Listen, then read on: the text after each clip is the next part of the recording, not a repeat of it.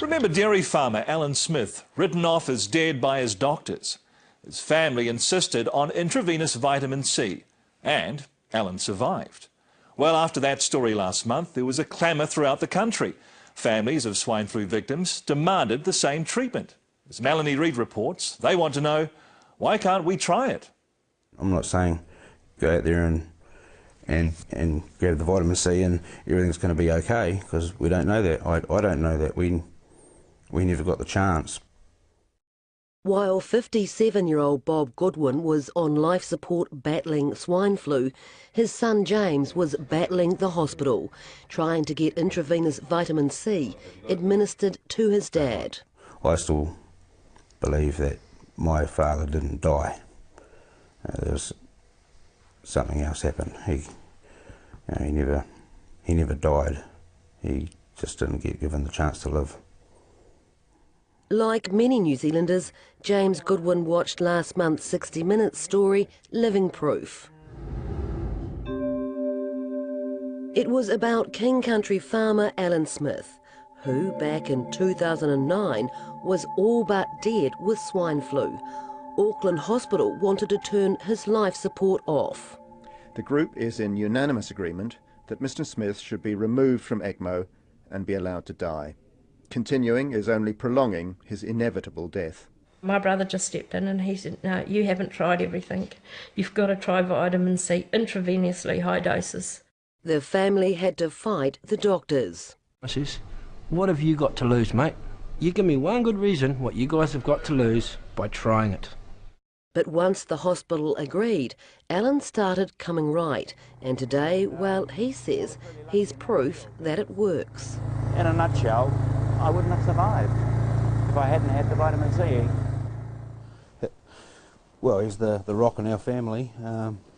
Since that story, people like James Goodwin clung to the hope that high-dose vitamin C could save their loved ones. I feel robbed of at least having a chance at letting them have a fight. James' father Bob was in North Shore Hospital, critical on life support with swine flu, complicated by an underlying autoimmune disease. You knew your dad was dying? Had no hope, yeah. They'd told you that? Yep, they told us that. You wanted high-dose intravenous vitamin C? Yep, I did, and they didn't want to give it because, A, they didn't know enough about it, but then they still said it will be detrimental to his kidneys and cause kidney failure. By this stage, his kidneys had already failed and was on dialysis. I had a number of a vitamin C specialist for them to contact. Nobody bothered to ring them. This went on for days. Another one that gets me is they came, this is the night before Dad died, came to us to have a meeting with Mum and told us it was time to turn the machines off, let Dad go. So my argument was, so I have the power, I said I can pull the tube out of Dad. He's nodding at me. Pull the tube out of Dad and kill him. I have that right. He said yes. I said, why don't I have the right to try and give him something else? Because you guys don't know about it. Meaning intravenous high-dose vitamin C? Meaning the vitamin C. They did finally give him the proper dosage, I think 6 a.m. in the morning that he died, but it was all just too late. We just wanted the right to try it. Like, they've told us he's going to die, they can't do any more. Why can't we try? The same question was being asked by another family who had a loved one in Auckland's ICU. The 36-year-old had been in a coma and on the life-saving ECMO machine for nearly a month before he died last week. The family made repeated attempts, even involved lawyers, trying to get the hospital to administer high-dose vitamin C, but the hospital was adamant. Vitamin C has never been shown to have benefit in the treatment of any sort of influenza, including H1N1. There will be no circumstances in which will be given high-dose intravenous vitamin C. What I'm concerned about is that to come to a blanket judgment that they will never administer this treatment under any circumstances doesn't seem to me to be the exercise of a judgment. It seems to me to be the application of a rule, which can't be consistent with the Hippocratic Oath and all of those other ethical obligations and legal obligations that they have under the statute. Public law expert May Chen has been advising and acting for families who have hit a brick wall with the hospitals. The reality is that high-dose intravenous vitamin C has been administered for the last 10 years by professionals, and it's been found to be efficacious. I mean, the difficulty here, Melanie, is that we're not talking about ground-up gorsebush, we're not talking about leeches or being cut or witchcraft. I mean, we're actually talking about a treatment that has quite a long pedigree to it. With regard to high-dose intravenous vitamin C, there is no convincing evidence at all in this population that it works. No convincing evidence at all. And David Galler has been a principal advisor to the Health Ministry and is a senior intensive care specialist. We as a group believe it's harmful. In this setting of critical illness, the potential for harm outweighs any putative benefits. So when families say repeatedly, why could we not just have tried? Yeah. He was going to die. Yeah. What is your answer to that? I wouldn't be comfortable giving it to them because I think that would be a deceitful act. You know, we're not in the business of actually raising false hopes. You know, we're in the business of being real and being honest. The patients who've had vitamin C intravenously in New Zealand will be laughing at those doctors and laughing at the medical profession and be absolutely disgusted with the health system, as I am here in Australia. In Melbourne, Professor Ian Brighthope specialises in nutritional and environmental medicine.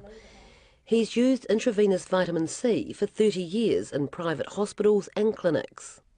People don't die of swine flu, they die of a chronic vitamin C deficiency. It is absolute neglect to not allow or prohibit the use of intravenous vitamin C for somebody with an acute viral illness like the swine flu in the early stages. I am absolutely horrified that it's continuing in hospitals. With regard to the position being put forward by the vitamin C lobby, we use a term called author bias. You know, they are not coming at it with equipoise. Are you? Yeah, absolutely.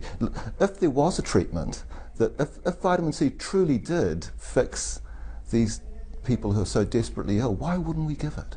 Our lives are dedicated to improving people's lives, improving their outcomes. You know, I mean, it's just madness to think that we wouldn't. How many intravenous vitamin C infusions have you done? I've not given any. So how do you know it doesn't work? From a critical appraisal of the literature. It doesn't work because they haven't tried it. It doesn't work because they've been told it doesn't work. And this is a major myth in the medical profession that needs to be debunked once and for all. People are dying because of the attitude of the medical profession. What we do know is there is an ongoing tension between mainstream and complementary medical doctors. But more and more people with serious or terminal illnesses are exercising their choice, many turning towards complementary or alternative treatments. In New Zealand and here in Australia, there are a number of clinics which provide high-dose intravenous vitamin C treatment, but you'll find they don't advertise, choosing instead to keep a very low profile, and there's a reason for that.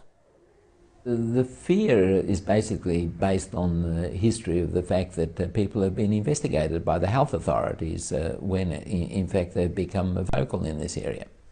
Professor Avni Sali is the director of a Melbourne clinic that, amongst other things, researches and administers vitamin C. So if you put your head up above the parapet, so to speak, you were at risk? Yes, you would be at risk, yes. But let's go back to the case of farmer Alan Smith. I am alive. I was supposed to be dead. They wanted to turn me off. How do orthodox medical practitioners explain his survival? I'm thrilled that Alan Smith got better.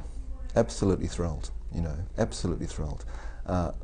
The link of causation with vitamin C, I mean, there is no proven causation. He got vitamin C, he got better.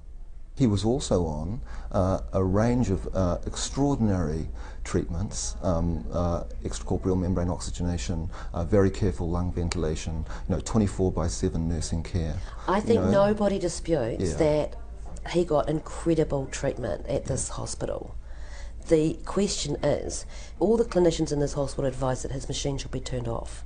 He then got high-dose intravenous vitamin C, and he improved. There are other things that were going on with that man that could equally explain that course of events, the improvement in the deterioration. Is that not all a bit convenient? Well, that's life, Melanie. I mean, you can look at it through a very narrow prism and just say, oh, it was vitamin C. But actually, it's too complicated to say that. I don't think anyone's saying it was just vitamin C. It certainly looks like the vitamin C is the thing that at the very end of the line was the difference between him living and dying. You can look right across the board at a range of complex interventions that happen to patients all across the country. And can you go back and say this one thing that a bus drove past at that particular time and they got better? Was it the bus? I don't think we're talking about that. We're talking about, as I say again, one of the most researched therapeutic substances in the world. Well, is it? I don't think it is. I absolutely dispute that. When I started... But the professors in Australia that we've spoken to say that orthodox medical clinicians, they need to read more. Well, I think we all need to read more, Melanie, no question about that. And I'm going to say it again, I don't think for a millisecond that we've got a monopoly on the truth here, but we have a framework to assess things, and it's critically important that we actually apply that framework, and it's not hit and hope. All the while, though, across the Tasman, another swine flu vitamin C case was unfolding. 20-year-old Laura Clark was in a coma, on ECMO, life support and in critical care. Yeah, the prognosis was pretty reasonably grim because... Matthew Clark is Laura's older brother. What were your family told at that point? We're told that, that Laura is she's very sick and yeah, it's basically, it wasn't looking too good. From Australia, Laura's family saw our 60 Minutes story and set about tracking down Alan Smith in New Zealand. Alan! Hello! I'm a pilot myself and got the reg off his plane, then looked up on the New Zealand aircraft registry, found his address was like a partial stalking. And then, Matthew contacted Alan Smith, which eventually led him to vitamin C specialist Ian Brighthope. Matthew asked me if I thought vitamin C would help with Laura, and I said I believed it would, from my own experience of the use of vitamin C in serious and critical cases, and also from the history of the successful case that you had in Auckland in New Zealand. Alan Smith's case? Yes. Here in Sydney, in a desperate attempt to save Laura, St Vincent's Hospital agreed to the family's wishes to administer high-dose intravenous vitamin C. Progressively, her lungs did seem to clear, and then, basically she was starting to, lungs have started functioning in the way that they should do so. As in the Alan Smith case, Laura's lungs recovered to the point that she was taken off the life-supporting ECMO machine. We basically thought that was the jackpot. We were really excited because of the news. There was sort of just, but we're also trying to be careful that it wasn't just a coincidence, but it did sort of seem that the vitamin C was working. Laura's treatment was being determined by the hospital in consultation with the family. Despite Ian Brighthope warning against it, the hospital took Laura off the vitamin C. There was a few complications and and part of the agreement in the beginning was that if Laura had been any harm then we were to basically cease the treatment, being unconventional and Unfortunately, Laura passed away last Saturday. While it is yet to be fully determined, it appears complications led to a severe infection. It's been a really hard sort of last four weeks ever since she's been admitted into the hospital. we feel that we have exhausted all avenues. There is little question Laura's treatment and her death will add to the already controversial vitamin C debate. If the vitamin C lobby feels so strongly that it's the miracle cure that they say it is, let's test it. Okay? Who usually funds trials? Pharmaceutical companies. So is a pharmaceutical company going to fund a trial for vitamin C? Well, why don't the vitamin C lobby fund it? All these people in hospital need to do is a good study on influenza using 60 grams per day or more for the sick patients to see how quickly people get better. Do something positive instead of being so negative all of the time and repeating this blarney about lack of science. Have a look in the literature. It's full of good science to support the stuff.